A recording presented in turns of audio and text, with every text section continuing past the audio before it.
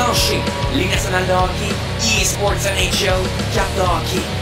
Vous écoutez Hockey Elite Podcast avec Marc-André Gagnon.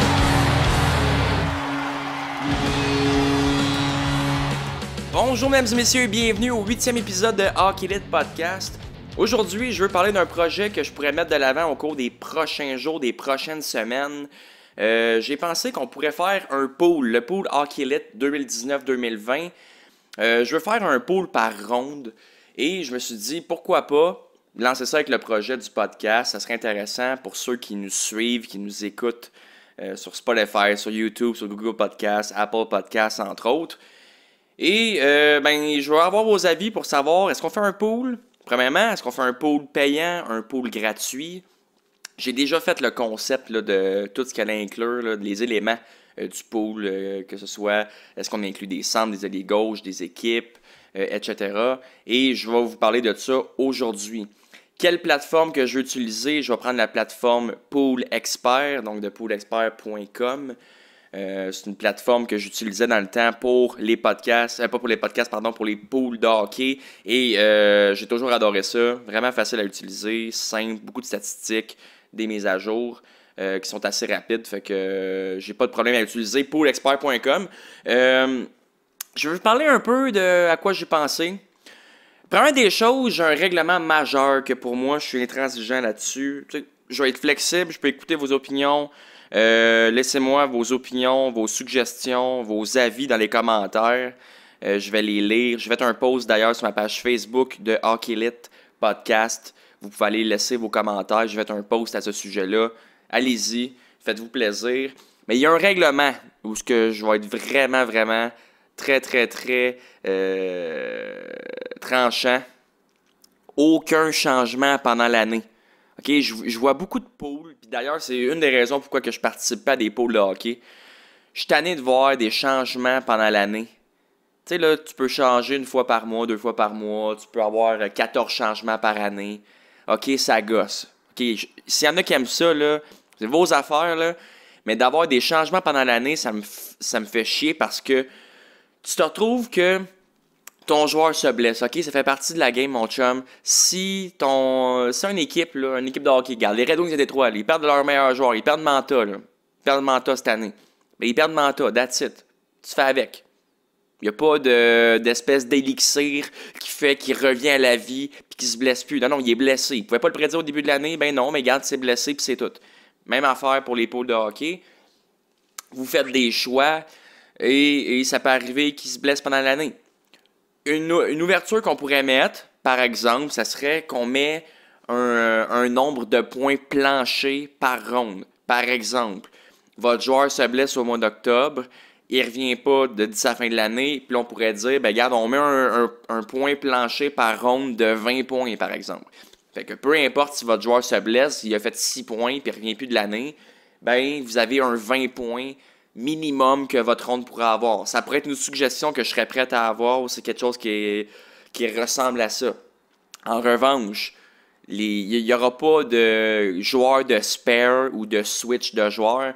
Ça me frustre beaucoup trop et je ne serais pas ouvert à avoir un line-up avec des joueurs d'extra. Mais si on peut avoir on appelle le prix plancher, là, le nombre de points planchers, ça, j'aurais pas de problème avec ça. On peut en discuter dans les commentaires. Ça me fait plaisir de pouvoir en jaser avec vous. Donc, le pool contient 21 éléments.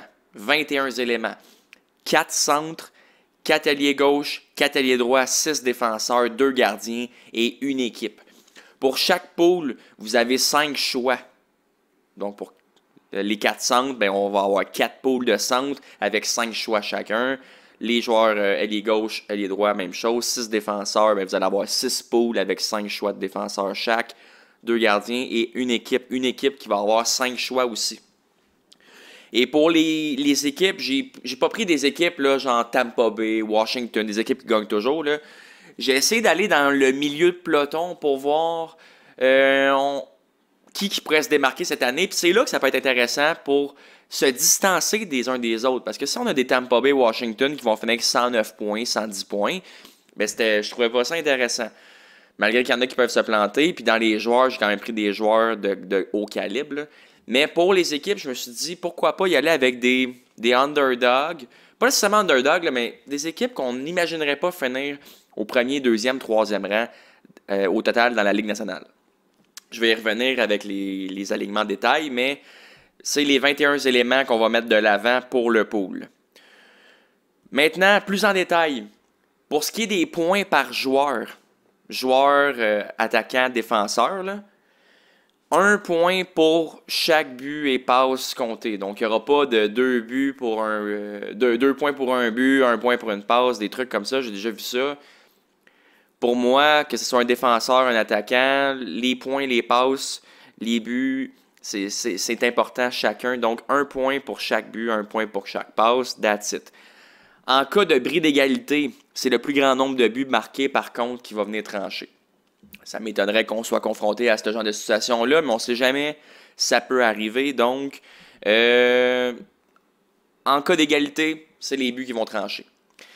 La seule addition que j'ai faite pour les points pour les joueurs, c'est que dans le fond, il va y avoir 3 points supplémentaires pour un tour du chapeau. Donc, évidemment, pour les confrontations des attaquants, donc des centres, des ailiers droits, des ailiers gauches et même pour les défenseurs, si tu as des talents pour compter, ça peut être intéressant. Parce que je ne voulais pas le mettre pour ceux qui scorent un but, 2 buts, je m'en sac. Pour des tours du chapeau, ce qui est plus rare, mais il faut quand même souligner ces performances-là, là, je vais ajouter un 3 points supplémentaire pour les tours du chapeau. Pour ce qui est des points pour les gardiens de but, 2 points pour une victoire, 1 point pour une défaite en prolongation de tir de barrage. Et je vais mettre un 2 points supplémentaires pour les blanchissages. Parce que c'est quand même quelque chose qui est rarissime. C'est vraiment un exploit pour un gardien de but. Ça n'arrive pas trop souvent. La plupart du temps, ceux qui vont dominer ce chapitre-là vont faire 8, 9, 10 blanchissages par année. Donc, on met un 2 points supplémentaires pour les blanchissages. J'ajoute un 0.5 points par match supplémentaire pour chaque match que le gardien de but va allouer un but seulement. Donc, on parle par exemple d'une victoire de 4-1 ou d'une défaite de 1-0 en temps réglementaire, en tir de barrage, en prolongation, etc. Donc, je vais ajouter un 0,5 points pour chaque match où le gardien de but va allouer seulement un but. Parce que c'est un exploit en soi. Autant dans le cas de victoire que dans le cas de défaite où le gardien de but, à 1-0 là, en prolongation, là, le gardien de but c'est vraiment donné, c'est une grosse performance.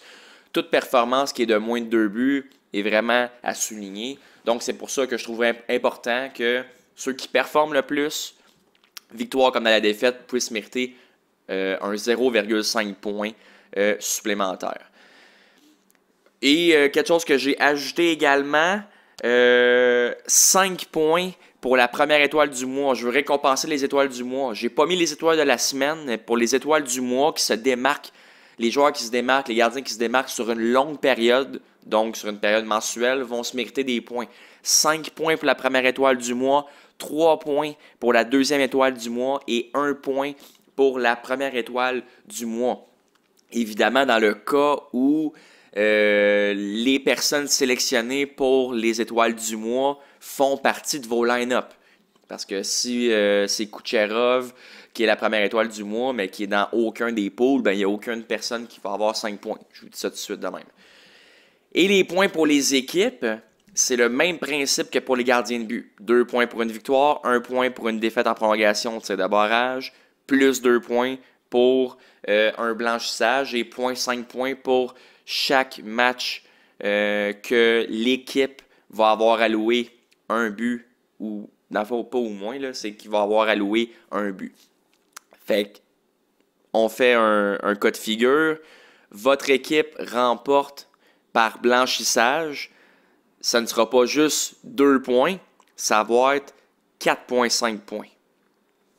Parce que il va y avoir 2 points pour la victoire, 2 points pour le blanchissage et 0,5 points supplémentaires parce que votre équipe a alloué un but. En fait, c'est complètement beau, qu'est-ce que je viens de dire là.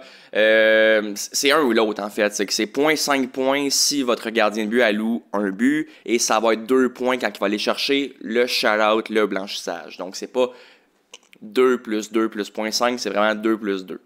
Si votre gardien de but, par exemple, ou votre équipe va chercher une victoire avec un but d'alloué seulement, ça va être 2 plus 0,5 points, donc 2,5 points.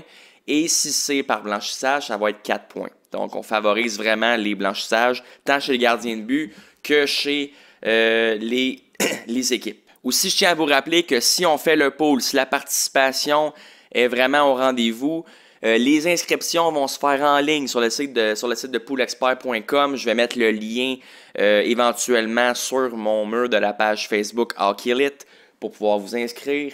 Et vous aurez jusqu'au 2 octobre à 19h, heure du premier match de la saison 2019-2020 pour vous inscrire.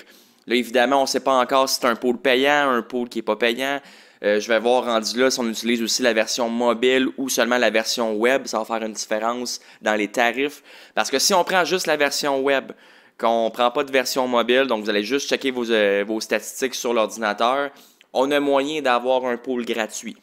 En revanche, si on a une version mobile et une version qui contient plus de fonctions, ça peut varier de 2 à 3 $ par personne. Mais si vous êtes pour le fait qu'on ait un pool payant, on va pouvoir évaluer ces options-là. Puis en même temps, si on fait un pool payant, pas juste pour payer le 2-3 piastres de Pool Expert, mais aussi pour gagner de l'argent, ce qui pourrait être vraiment intéressant. Par exemple, si on décide de mettre 10 $, ben si on est une centaine, on peut aller chercher jusqu'à 1 000 $ et là, on va pouvoir diviser les prix. Là, mettons, faire un top 3 de prix. Là, disons, par exemple, le premier 300, deuxième 150, le troisième 50. On pourrait faire de quoi d'intéressant. T'sais. Fait qu'on se revient là-dessus. Tenez-moi au courant dans les commentaires et on va pouvoir évaluer ça par la suite. Maintenant, je veux définir les rondes que j'ai faites. Donc, comme je les répète, il y a 21 rondes. Oui, 21 rondes que j'ai concoctées cet après-midi. Et je vais passer en revue chacune des rondes. Donc, on a, au niveau de la première ronde, Steven Stamkos du Lightning de Tampa Bay, Connor McDavid des Oilers, Nathan MacKinnon de l'Avalanche, Leon Draisaitl des Oilers et Sidney Crosby des Pingouins. En deuxième ronde, toujours chez les centres, on a Alexander Barkov des Panthers, Brayden Point du Lightning, John Tavares des Maple Leafs, Claude Giroux des Flyers et Mark Scheifele des Jets. En troisième ronde, on a Sébastien Aho des Hurricanes, Sean Monahan des Flames, Jack Eichel des Sabres, Austin Matthews des Maple Leafs et Tyler Seguin des Stars. Et la dernière ronde de centre, Patrice Bergeron des Bruins, Elias Lindholm des Flames, Elias Pettersson des Canucks, Evgeny Malkin des Pingouins et Tomas Hertl des Sharks. C'est ce qui fait le tour pour les centres, c'est les 4 rondes. Oui, il y aurait pu avoir d'autres centres, je sais qu'il y en a d'autres de bons, mais c'est ceux que j'ai choisis pour ces rondes-là. Maintenant, les 4 autres rondes qui suivent pour les alliés gauche. Première ronde, Brad Marchand des Bruins, Johnny Gaudreau des Flames, Jonathan Huberdeau des Panthers, Alexander Ovechkin des Capitals et Artemi Panarin des Rangers. Pour la 6e ronde, Matthew Tkachuk des Flames, Alex DeBrincat des Blackhawks, Jake Gensel des Pingouins, Tero Teravainen des Hurricanes de la Caroline et Gabriel Landeskog de l'Avalanche du Colorado. En 7e ronde, on a Jeff Skinner des Sabres de Buffalo, Zach Parise du Wild, Kyle Connor des Jets, Evander Kane des Sharks et Jamie Benn des Stars. En 8e ronde, Jonathan Drouin des Canadiens, Mike Hoffman des Panthers, Philip Forsberg des Preds, Brady Tkachuk des Sénateurs et Jake DeBrusk des Bruins. En 9e ronde, on a maintenant pour les alliés droits, Nikita Kucherov du Lightning, Patrick Kane des Blackhawks, Mitch Marner des Maple Leafs. Est-ce qu'il va jouer cette année? On se le souhaite, hein? Ça fait partie du risque. Blake Wheeler des Jets et Rantanen de l'Avalanche du Colorado. 10e ronde, Phil Kessel des Coyotes, David Pastrnak des Bruins, Vladimir Tarasenko des Pastrnak, Tarasenko des Blues, Mark Stone des Golden Knights et Evgeny Dadonov des Panthers de la Floride. En 11e ronde maintenant, Alexander Radulov des Stars, Cam Atkinson des Blue Jackets, Timo Meier des Sharks, Jacob Voracek des Flyers et Brock Buzzer des Canucks de Vancouver. En 12e ronde, on a Kevin Labanc des Sharks, Brendan Gallagher des Canadiens, Patrick Laine des Jets. Encore une fois, un cas incertain là, au niveau de l'agent libre, Patrick Laine. Anthony Manta des Red Wings et TJ Oshie des Capitals de Washington. Maintenant, on passe pour les 6 prochaines rondes au niveau des défenseurs. Ronde numéro 13. Brent Burns des Sharks, Mark Giordano des Flames, Morgan Riley des Maple Leafs de Toronto, John Carlson des Capitals et Eric Carlson des Sharks de San Jose. 14e ronde, Keith Yandel des Panthers, Gustafsson des Blackhawks de Chicago, Tyson Barrie des Maple Leafs de Toronto. Oui, il est rendu à Toronto maintenant, il faut s'en rappeler, il n'est plus avec l'Avalanche du Colorado. On a Roman Josi des Preds de Nashville et Thomas Chabot des Sénateurs d'Ottawa.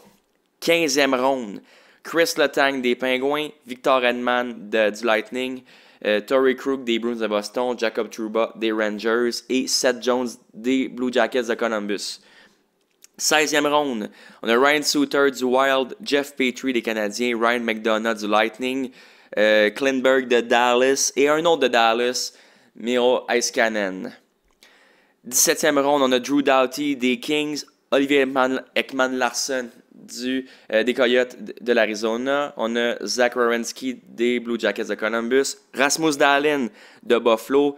Ça pourrait être un bon pick, je vous dis ça comme ça. Et Mathias Ekholm des Preds de Nashville. Et en 18e ronde, dernière ronde pour les défenseurs, on a Piquet Subban des Devils, Ryan Ellis des Preds, un bon ami, Alex Pietrangelo des Blues de Saint-Louis, Rasmus Ristolainen des Sabres et Aaron Ekblad des Panthers de la Floride. C'est ce qui complète pour les défenseurs. Encore une fois, il y en a d'autres défenseurs, mais c'est vraiment les défenseurs que j'ai sélectionnés. Les 30 défenseurs qui, selon moi, pourraient se démarquer cette année. En 19e ronde, maintenant, c'est les gardiens de but, 2 rondes. Donc, pour la ronde 19, on a André Vasilevski du Lightning, on a Carey Price des Canadiens de Montréal, Ben Bishop des Stars de Dallas, Tuukka Rask des Bruins de Boston et Braden Holtby des Capitals de Washington. Et en 20e ronde, on a Marc-André Fleury des Golden Knights de Las Vegas, Sergei Bobrovsky, le tout nouveau gardien des Panthers de la Floride, Jordan Binnington de Saint-Louis, va-t-il répéter ses exploits cette année? C'est ce qu'on va voir, ça pourrait être un bon pick. Pekka Rinne des Preds de Nashville avec la venue de Matt Duchene, peut-être que ça va rehausser encore une fois la qualité du jeu des Preds. Et finalement, Connor Hellebuyck des Jets de Winnipeg. Et pour la ronde numéro 21, les équipes, je vous l'avais dit, j'avais pas le goût de prendre des équipes comme Tampa Bay, comme Boston, comme Toronto, comme des équipes qui ont fini en tête de classement l'année passée. Même si Toronto n'est pas vraiment là, dans le top 3. Mais bref, vous comprenez ce que je veux dire. Je voulais pas prendre des équipes de qualité extraordinaire qu'on pouvait aller voir comme des futurs contenders pour la Coupe Stanley. J'ai pris des équipes qui ont fini en mi-classement l'année passée, qui peuvent peut-être se démarquer cette année, pour créer de la distance entre les poolers. Première ronde, Colorado. Premier choix, Colorado, pardon. Deuxième choix, Dallas. Pourrait être intéressant avec l'avenue d'un Pavelski et de Corey Perry. Troisième ronde, troisième choix, j'ai pris les Panthers de la Floride avec l'avenue de Sergei Bobrovsky et du coach Joel Quenneville pour venir brouiller les cartes et venir se faufiler là, dans le top 10 de la Ligue, même si je ne pense pas, mais bon, on ne sait jamais. Les Golden Knights de Las Vegas vont-ils poursuivre sur leurs exploits des 2 dernières saisons? Vont-ils se remettre de leur défaite en 7? Vont-ils vouloir se venger? C'est ce qu'on verra. Ils ont la qualité du club pour le faire. Et les Canadiens de Montréal, pourquoi pas? On est beaucoup de fans des Canadiens de Montréal ici au Québec. Et je ne vois pas pourquoi ils ne pourraient pas monter au classement cette année, voire faire les séries et battre les 4 dernières équipes que j'ai mentionnées. Donc voici les 21 rondes que je voulais vous parler aujourd'hui. Évidemment, je vais mettre une version PDF de ce classement-là, de ce pool officiel de Hockey Elite Podcast saison 2019-2020. Je risque de le mettre également sur la page Facebook. Et si vous avez des questions, suggestions, commentaires, allez-y, gênez-vous pas. Y a-t-il des choses que j'aurais ajoutées? Y a-t-il des choses que ça ne passe pas selon vous? Et quoi faire pour que ça soit un pool qui se démarque cette année? Parce que tu sais, il y en a plein de pools. Là. RDS font des pools, Sportsnet doit faire des pools, TSN, NHL Network, name it. Il y a beaucoup de gens qui font des pools. Qu'est-ce qui ferait en sorte que vous choisiriez le pool d'Hockey Elite Podcast versus d'autres pools? Laissez-moi savoir et on va voir ensemble qu'est-ce qu'on peut ajouter, modifier ou enlever pour que ce soit le pool le plus excitant dans la francophonie en 2019-2020. Merci beaucoup d'avoir été là. C'est tout pour aujourd'hui. On va revenir pour un 9e podcast très bientôt dans la prochaine semaine, j'imagine. Restez à l'affût. Donc, vous pouvez m'écouter à la fois sur Spotify, YouTube, Apple Podcasts, Google Podcasts. On va dire Hockey Elite Podcast. Oui, effectivement, c'est le titre de mon podcast, mais on peut m'écouter sur plusieurs plateformes. Il y a Overcast qui s'est ajouté aussi. Il y a Anchor. Il y a Pocket Cast. Il y a beaucoup de podcasts finalement qui m'écoutent. Donc, merci beaucoup d'avoir été là et on se revoit pour un prochain podcast. À très bientôt. Ciao!